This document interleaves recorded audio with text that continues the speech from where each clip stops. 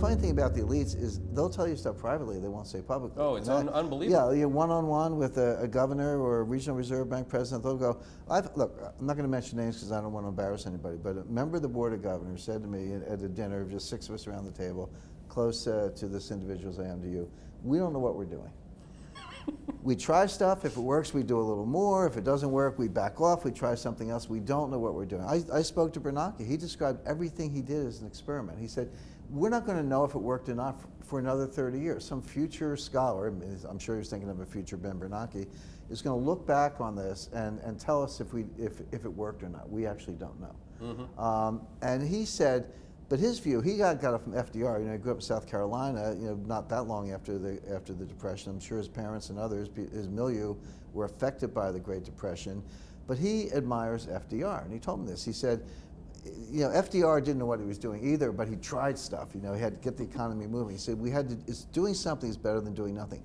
That's not true. No. The Hippocratic Oath says, first do no harm. In other words, if you don't know what you're doing, it's better to do nothing.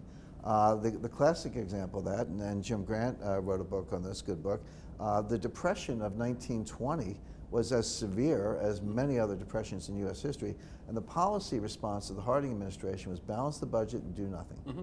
Balance the budget, do nothing. We were out of it in 18 months, mm-hmm. versus the Great Depression, where it was either 11 years or 26 years, depending on what benchmark you want to use, when we had all this activism. The problem with the activism, it creates uncertainty and capital goes on strike.